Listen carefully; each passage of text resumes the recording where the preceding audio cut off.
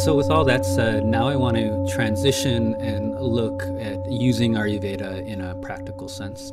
In this section, I'm going to be giving you some of the core and fundamental ideas of Ayurveda that, while they seem simple, they're really the baseline of an Ayurvedic practice. Some of you may have come across some of these principles. However, they bear repeating no matter what you eat or what kind of extensive herbal therapy or detox regime you're doing. Unless you have these core fundamental things in line, anything else is really going to do little for you. And these are often things that people kind of skip over or don't think are so important, but really they're the baseline. They're kind of the ground practices. People like to jump into more complicated things, just like in a yoga practice, like I was talking about before. But we need to look at these things and look at them in some depth. And this can also have the double added effect of perhaps saving you some trouble from visiting some of these kind of modern Ayurvedic practitioners who quite often they don't have the capacity to give much more than what is really kind of basic lifestyle advice, basic dietary regimes, and this and that. And some of them may be engaging in deeper therapeutic regimes. However, for the most part, a lot of the deeper therapeutics of Ayurveda aren't applied or can't be applied properly. And we're going to discuss that a little bit as we go along here. This section will garner a lot, no matter what level you're at with this information. I've even seen a lot of people graduating from some of these educational programs, and they still don't even know what to do with this knowledge or even how to approach it. And even me myself, I studied at some of the Western schools, and it was oftentimes more confusing than when I had started with it. And so over the years, I've really dedicated to digging into the core fundamentals of the subject and understanding them to a depth which brings out a lot more nuances. And I've also found a lot of incorrect information being spread too in that process, which is part of what this lecture is about, as well as our course site, to help people kind of get geared into the right direction with all this knowledge. And what I'm going to be talking about here is not so much what you do, but more like how you do things, basically. People are more interested often, what should I eat to cure this or that, or how much of this should I eat, and all these more specific questions. However, it's really how you do it is just as important as what you put in your body, which no doubt is extremely important. But really, if we're coming from an Ayurvedic approach, in order to recommend anything that you're ingesting or putting on your body or therapy, it really needs to be tailored to the individual. There's a lot of factors that go involved into giving someone the regimes in a proper Ayurvedic context that's beyond the scope of this lecture. And so, you'll see, a lot of blogs saying, do this, do that, and, these long lists of things to do. But to really implement any Ayurvedic knowledge requires some background in theory and ideas. And if you want more of that, please check out the website for more of that to get some of the basic principles, which will help give you a framework and an outlook if you do find a quality Ayurvedic physician to work with. It'll give you some of those nuts and bolts that's going to help you work with them and bring it deeper into your life and get some of the deeper changes that's promised by the science. The first thing we have to recognize when we want to look at how we do things is that just by the nature of living in this day and age, it's pretty safe to assume that Vata dosha has some type of imbalance. Now, Vata dosha is the main cause of disease in the body, and it goes out of balance the easiest because Vata is composed of air and ether elements. So there's qualities like mobility and lightness and subtlety and all these things that it's really what a lot of people consider as signs of good health in this day and age. So signs of like being light and extroverted and sociable or skinny and outgoing, and all these things that we normally associate with a healthy person are really tagged on to Vata associations. And a lot of this can be seen too in a lot of modern health fads and modern health obsessions, like, jogging or heavy workout routines and juicing and detoxing, and all these things that are really, in the Ayurvedic lens, are serving to deplete your body, and they're pushing Vata out of balance, giving you, this more extroverted or airy nature, which is really more of an illusion of health. It's not really deep or long-lasting health. What Ayurveda really sees as foundational to health is, a good earth and water element, this heavier base structure of the body that's often represented by Kapha dosha. And so, Kapha dosha people tend to have, a little heavier frame, maybe a little more fat on the body, oily skin, and, things that people don't want to associate with health or don't find desirable in this day and age, because we are such a movement-orientated society. But that's really, people with a healthy Kapha dosha have the strongest immunity, the strongest resistance to disease. It's that we tend to want to encourage to be truly healthy. And it's interesting, if you look at, culturally, in different cultures across time, oftentimes, the bigger you were was a sign of, what was a good sign, and was considered desirable, because it showed it had wealth and you had means to take care of yourself properly. And so looking at it from this perspective, it requires a shift for a lot of us to what we normally think is healthy, and what's really going on with some of this stuff.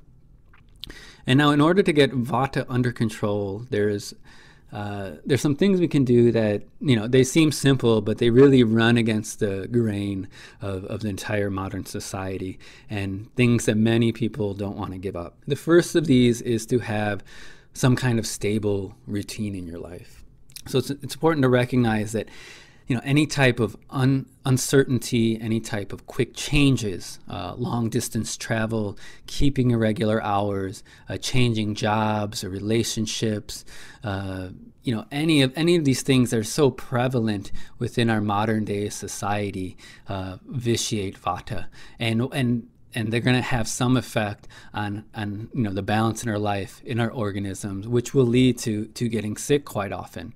And I know, like, a lot of these things are, they're exciting, they're fun. We associate them with a deeply experienced life, a valuable life. But really, they don't promote long-lasting health. They really don't promote depth in our being. They promote excitement and quick kind of superficial experiences, and not deep, lasting relationships and things like that are really the nourishing aspect, will bring a long-lasting health. And so, as much as you can possibly do, regulate a steady schedule, steady eating and sleeping habits and time, cultivate deep personal relationships. There's nothing bad with being friendly with groups. Some of us naturally gravitate towards this or that, but it's just the idea of stability and being grounded in what we do will help the most in the long run, and is vital for your health. And of course, moderation as well and there's always going to be moments of, maybe a trip here or there, or, maybe even over extended periods of time, maybe for months or a year, you might need to go live a large, and, there are certain things you can do to mitigate the disturbances that may have. But by and large, we want this kind of disciplined, stable, routine life. And that's really going to help too with those of you who are interested in yoga or meditation. It's going to help promote a religious life, a life that is more in tune with the natural cycles. And it's going to help you get grounded, because you need to have some grounding in order to start to approach the deeper, subtle energetics of a lot of these practices. If you're constantly running around, like a lot of yoga teachers these days, trying to make it, it's not an easy profession to make it into. to. But, they end up running themselves into the ground, teaching 10, 12, 15 classes, or taking workshops all over, the country, or teaching workshops all over the country. And, that kind of lifestyle doesn't really engender getting into a deeper, subtler practice as taught in a traditional sense. And we're all after different things, of course. So I'm not trying to judge anyone here, but I'm just trying to give an idea of what the what the scriptures state, what's available there, and how to go about doing that, if that is what you desire in your life. So along with this idea of stability is also the idea of making slow changes. Any quick change in our diet or lifestyle routines is bound to vitiate Vata as well, is bound to throw us out of balance, because our body has natural patterns. Our body is composed of those more static earth and water elements, so it's pretty steady. So even if the patterns are unhealthy, even if there is toxicity in the system or things buried in the tissue and all that, you don't want to just jack that stuff out and wake it up really suddenly, because that can actually hurt you and make things worse a lot of times, which we'll talk about when we look at panchakarma. But you want to do things gradually. You need to accept where your body is at first, and then only gradually introduce things into your system. Because otherwise you can actually, confuse your mind, confuse your body, and you'll never really be able to tell, what's going on with what you're putting in, with what you're doing in to your body. And this happens so often with the health world. If somebody does get sick, they start researching information, and there's so much information on the net these days. So, people end up with a cupboard of spices and pills and goji berries and, different opinions. And it just creates a lot of confusion in the organism. These people will lack any real understanding of how anything that they're putting into their system is actually interacting with their body. So, they might use something for a week and say, oh, that didn't work, or this or that, without really getting the core fundamentals of how this stuff is working on an energetic basis and how it's shifting their body, which Ayurveda provides a wonderful framework. And so, this is, how the cycle of fad diets ends up, where, which gets lauded by authorities and, backed by so-called statistical research. And then that gets changed after 5-10 years and so on and so forth. And this has been going on for, and it keeps increasing, it seems, the more and more we get into this kind of internet information age. And it just shows you that a lot of nutritional science has no clue what they're talking about. So I just urge you to, tread with caution, no matter how, especially with all these fad diets and things that pop up these days. Like, where's it coming from? Where's the foundation? Where's the logistics in it?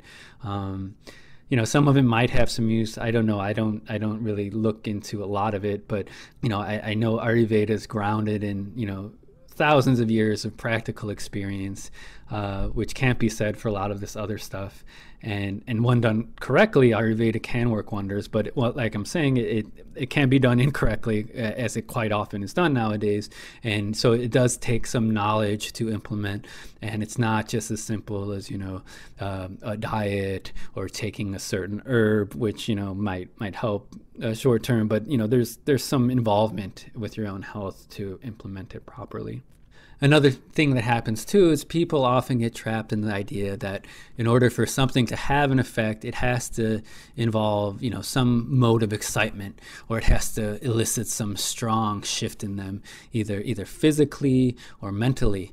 And because of this, people go after really peak, intense experiences within the name of health or enlightenment. They feel they need some kind of cleansing reaction or some, deep meditative retreat that's going to change their life forever. And people get bought and they get sold on a lot of these false hopes of reaching enlightenment and all sorts of things. And so while some of these stronger measures or stronger peak experiences we might have, while they may be necessary at times, really on the whole, any real health regime, any real deep spiritual practice is a pretty grounded affair. It's a really disciplined, steady affair, the road you go down it. And it's really not, it's really not as glamorous as it tends to get portrayed these days. It takes a lot of hard work. It can take looking at yourself. It can actually induce some suffering oftentimes. So it does take a lot to really tread down a real path of health, a real path of spiritual growth.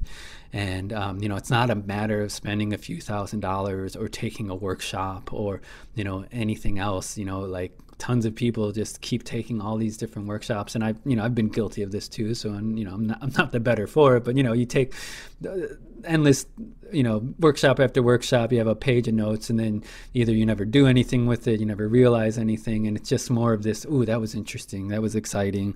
That was different. It's more of a thrill that oftentimes we can get trapped in when we do health disciplines. When really, it's that steady, what are you doing every day? What are you doing every moment that really makes a huge difference?